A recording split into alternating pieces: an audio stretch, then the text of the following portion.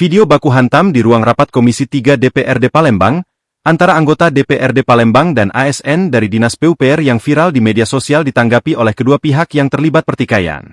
Belakangan diketahui, jika peristiwa keributan tersebut disebabkan karena adanya selisih paham mengenai masalah instalasi pengelolaan air limbah, IPAL, di kawasan Lapangan Hatta, Palembang. Rapat yang berujung keributan ini digelar pada Selasa, 5 Agustus 2025, lalu sekitar pukul 14.30 waktu Indonesia Barat. Dalam potongan video, terlihat seorang ASN digiring keluar dari ruang rapat.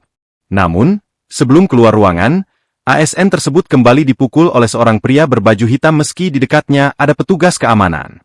Situasi sempat memanas hingga ASN itu segera diamankan keluar ruangan agar keributan tidak berlanjut. Ketika dikonfirmasi Ketua Komisi 3 DPRD Kota Palembang, Ruby Indiarta, membenarkan peristiwa tersebut terjadi. Ia mengatakan kejadian sudah berlangsung beberapa pekan belakang. Menurut Ruby, keributan terjadi ketika seorang pejabat pembuat komitmen, PPK, PUPR bernama Ade Abdillah melempar berkas rapat dan memukul dirinya. Dia ini dipanggil terkait masalah IPAL dekat Lapangan Hatta. Baru masuk rapat belum mulai, dia langsung menghempaskan berkas dan memukul saya. Setelah itu, staf DPRD sempat menghajarnya, tapi aku tidak tahu siapa, kata Ruby, Jumat, 22 Agustus 2025.